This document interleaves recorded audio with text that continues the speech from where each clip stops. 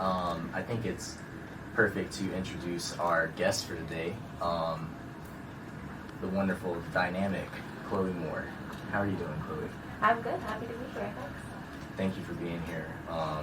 We really appreciate it a whole lot. Do you want to kind of just give a background on, what you do in this town, in this community? Yeah, for sure. I am a black landless farmer. I am the farm manager of Southside Community Farm.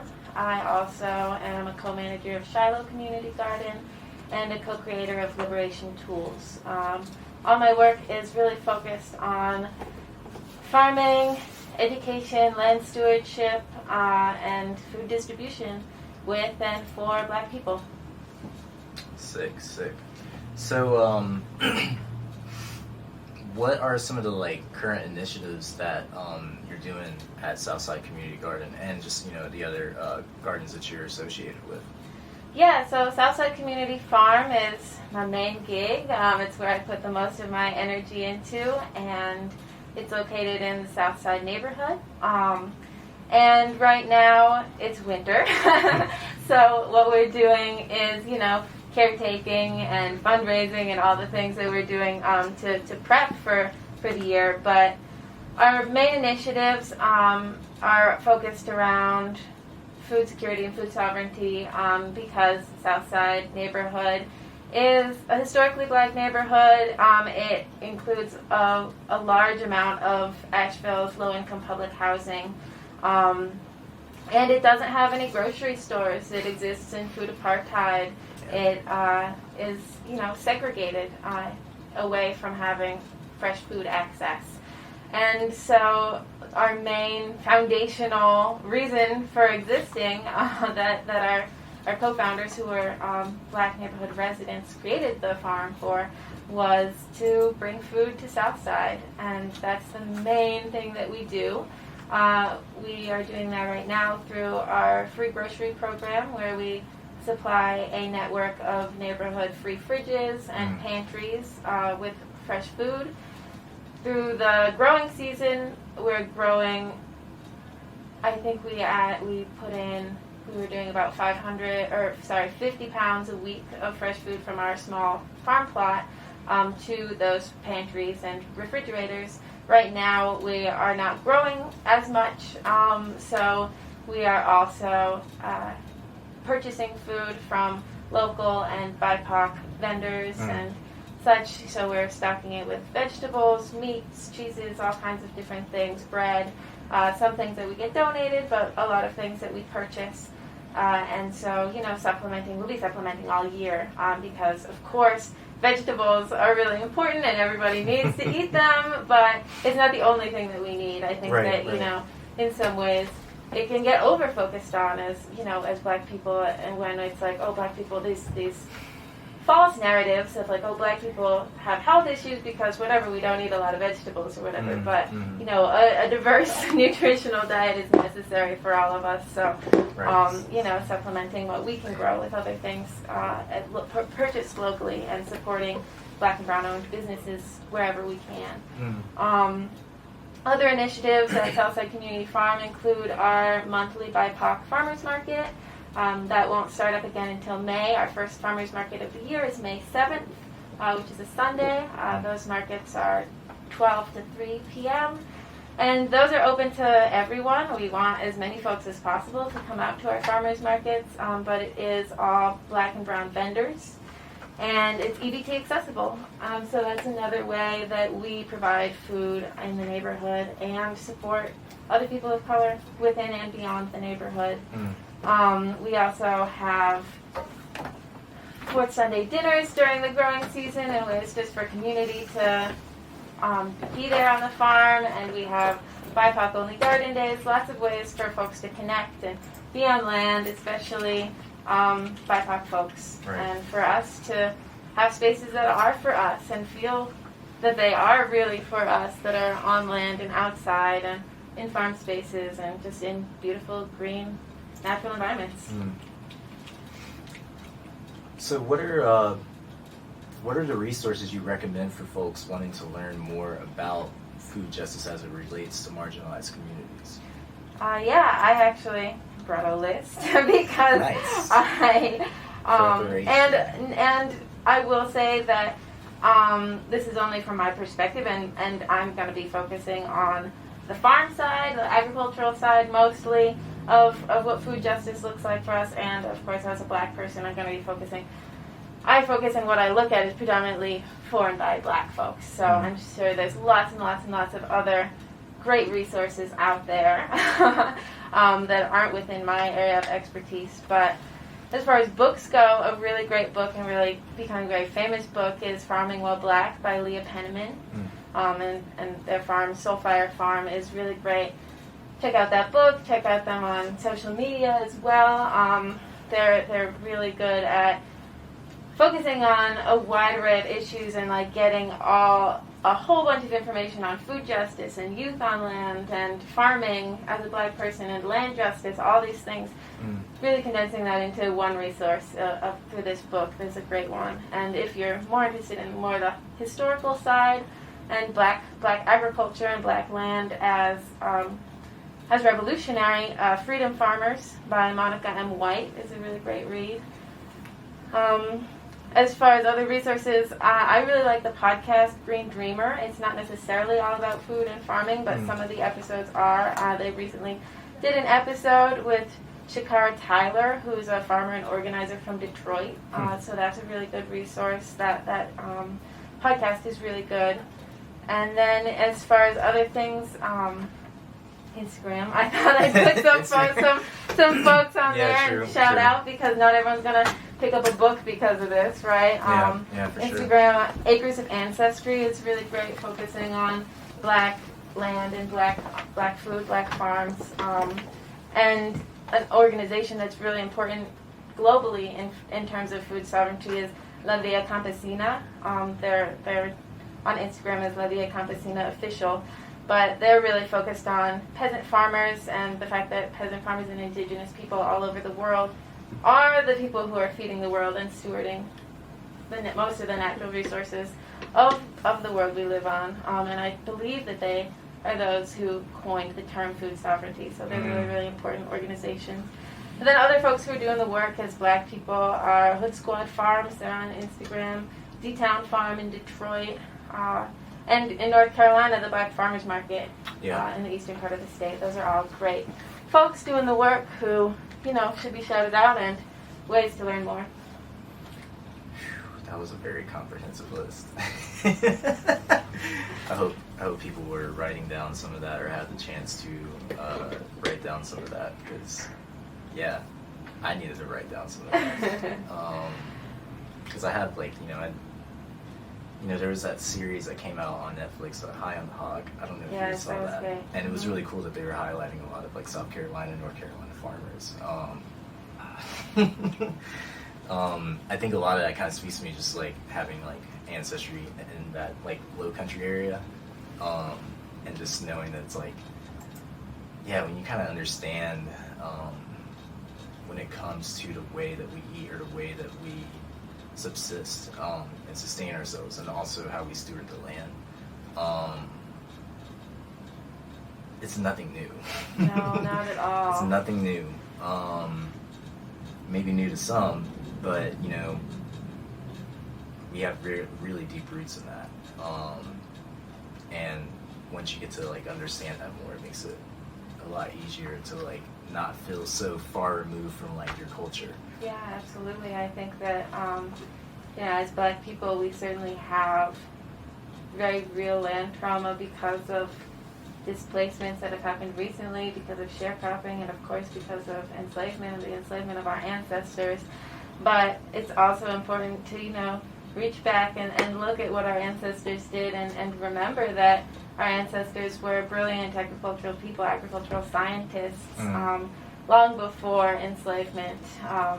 In fact, that's some of the reason that our ancestors were stolen from our homelands is because we were brilliant agricultural scientists and incredibly knowledgeable people, and had knowledge that white Europeans did not have. Right. And of course, that is very much deeply tied into our trauma, but it also predates our trauma in decolonizing and in healing our land trauma. It's so important for us to connect back, reach back, and be with the land and remember our ancestral ways. So I want to ask you, there was a bit of an incident that happened a couple weeks ago with one of the free fridges that y'all have. And I wanted to, ask you just like any updates on how that's going. I saw that it got moved back down down the way. I know that was kind of like not as accessible for everyone to get to it, but it's there. Yes. And it's, as far as I saw yesterday when it's like, I'm looking at your Instagram like every day. I'm looking at Southside Community Farm's Instagram every day. You are on it as far as like keeping people updated and keeping people engaged. What are the updates on like the free fridge and like the future of that, like that? I guess the lack of a better term right now, that service that you're giving the folks. For sure.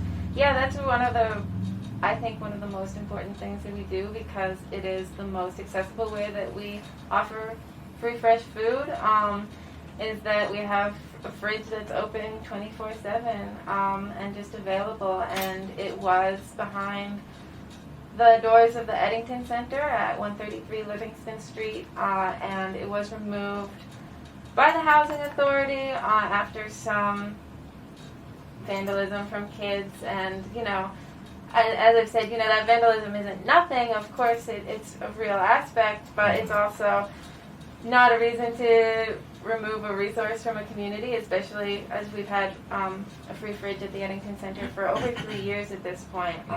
It could be a teaching moment. Right, it's an accountability moment, Yeah. it's a teaching moment, and it was removed and we weren't contacted before that happened or anything.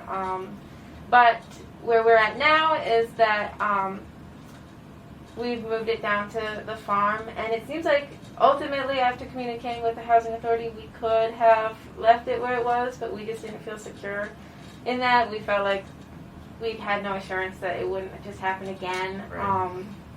And so we did decide to move the fridge back down to the farm plot, which is really, really close to the Eddington Center. It's right behind the parking lot, so it's not really a distance thing. Unfortunately, it isn't wheelchair accessible now, and I really dislike that.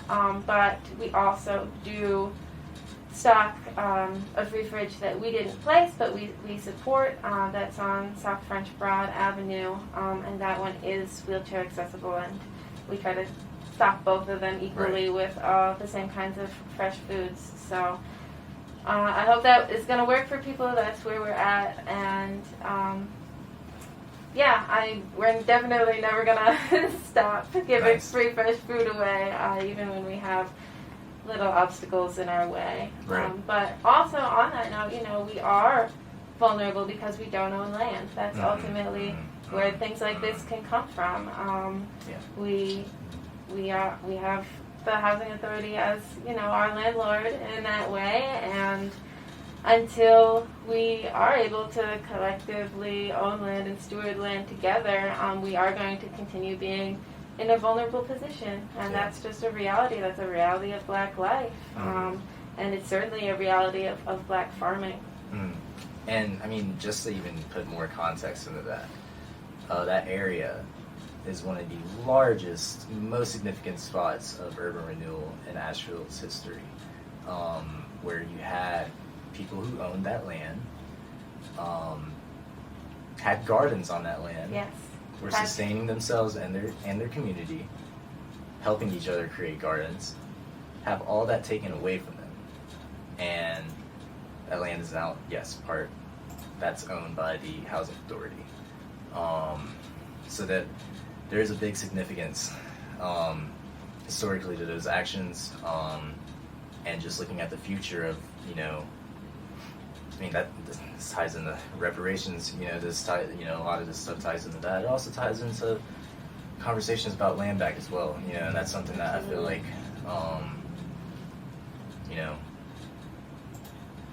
kind of gets frayed into a different conversation, but I feel like they're interlinked completely. So, talking about that, like, are there, what other hurdles do y'all face, like, in these community gardens? Yeah, I mean, it's very real. And first, just, say that the Southside neighborhood was a thriving Black economic center, a center of Black home ownership that was very much intentionally destroyed by the city of Asheville in the 1960s and 70s. People's homes were taken through eminent domain for as low as $600. And that's a very real part of the community still, that wasn't that long ago. No. And there's still members of the neighborhood and members of the community, especially Black folks, who remember that, who have told me, my grandparents' house was right down the street and now it's gone. There were houses there and now there's nothing. It's just a grassy lot, It's not even that it has been replaced with something that really supports Black people in the Black neighborhood. So that's really real, and one of the hurdles that we face absolutely in community is Black trauma of land displacement. It's it's a whole role internally and as community to be healing our trauma and healing our trauma with the land. But it's a very real way that there's disconnect, and that sometimes we as a farm are disconnected from our community because folks don't want anything to do with farming, and that's super real and that's super valid. Trying to, in the words of our elder, Mr. Harris, take the garden out of the garden is a big part of our work.